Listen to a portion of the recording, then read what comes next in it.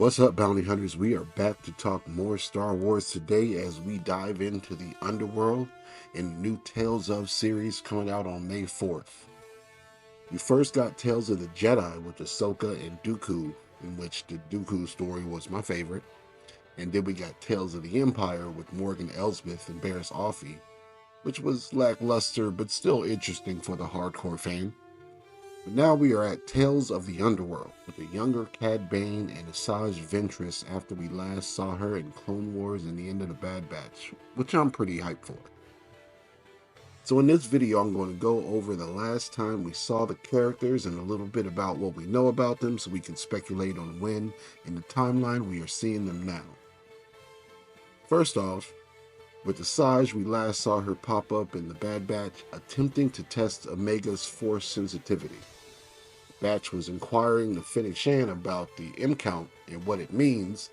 Fennec called Asajj, and Asajj, being a former Sith and current bounty hunter, knows what the M count is and might know what it's being used for, and is warning the team about asking around about it so publicly. Before that, all her appearances were in the Clone Wars run, where she started as Dooku's assassin. She had many run-ins with Anakin, Obi-Wan, and all our favorite crew. Bane first showed up in Season 2 of the Clone Wars, working for Sidious, not Palpatine, to secure a Jedi holocron from the Temple. Sidious and Dooku were attempting to acquire a list of Force-sensitive children across the galaxy to ruin the future order of the Jedi. It's a couple episode arc, and every time he pops up, he at least has an important mission that takes a few episodes to complete. The next and last time we see him after the Clone Wars is in the Bad Batch, where he is still knocking off names of the list of Force-sensitive children. After that, the next time we see him is years later in the Book of Boba Fett.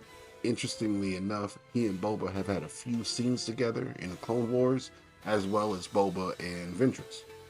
There is a rumored unused footage, well, not really a rumor because here it is, about when Boba and Bane faced off and gave each other some of the famous traits their appearances are known for. But just in case you haven't seen the trailer, let's watch it together and then we'll start the spectacle.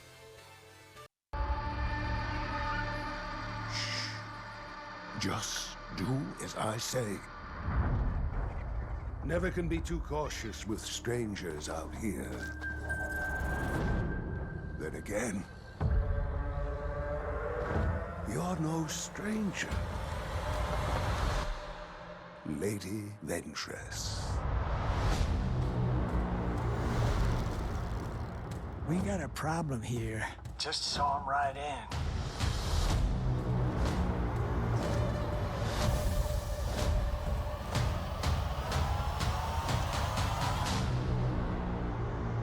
What's the situation? He was your best friend. Things have changed. You took everything from me. Who are you? I was Count Dooku's lead assassin. I don't want that life anymore.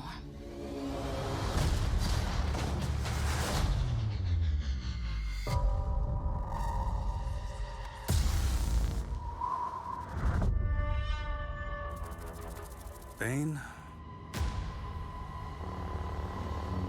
No one needs to die.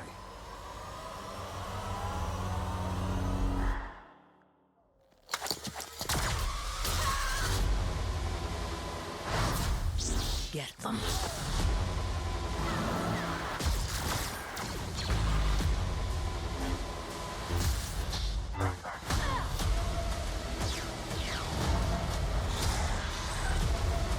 You're gonna pay for what you did.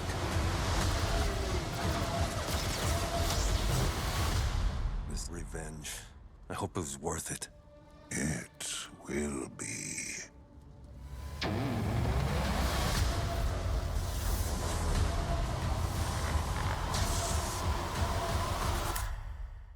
So with Asajj Ventress first, the elephant in the room is that she's supposed to be dead.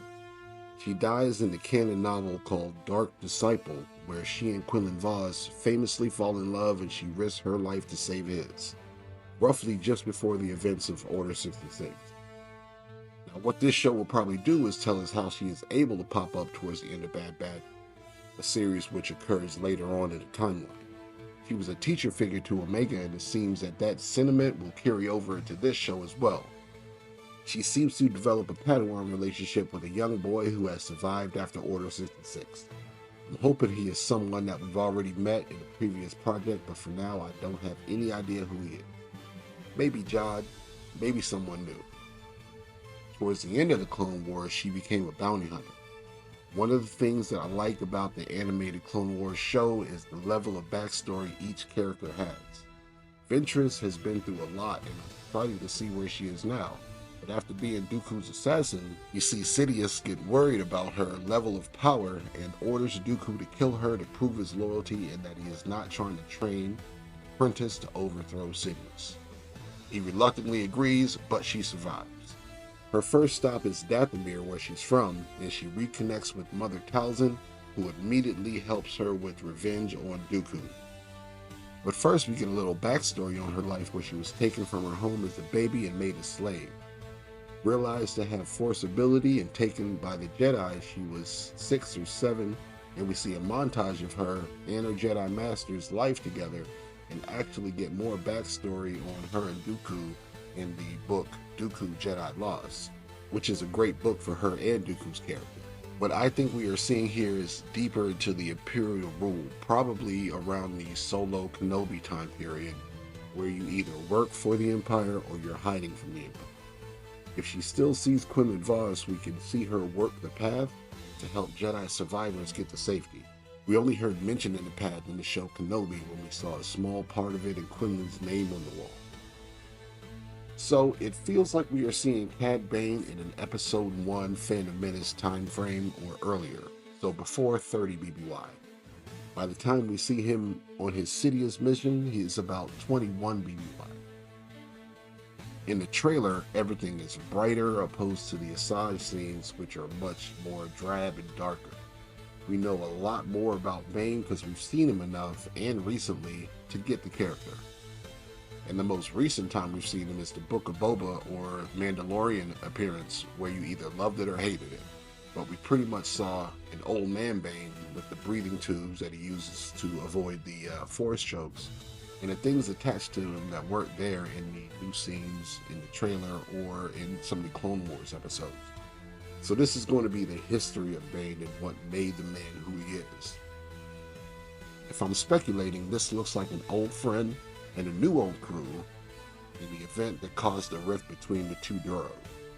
Bane is a humanoid species from the planet Duro, so I wonder if that's where this place is. After the events of this show, Cad Bane is one of the most famous bounty hunters in the galaxy and is used by Dooku and Palpatine to keep their hands clean of certain matters. In addition to the holocron heist, where he already trusts him with the secret Darth Sidious persona, he uses him to play both sides of an attempted kidnapping of Sidious himself. Plus, the continued use of him to continue locating and securing the Force-sensitive children. But anyways, I'm excited about the new show, and it's always good to have new content. And I prefer animation in the show and just wait for the movies for live action. All the backstory and special effects can be done with these Clone Wars, Bad Batch animation style shows, and we can plan ahead and properly write and cast live action movies. Thank you for watching. If you made it this far, what's your favorite part of the trailer? Are you hyped for the new show or not really? Let me know in the comments. Subscribe for more content like this in the future, and may a warrior's fortune always be in your favor.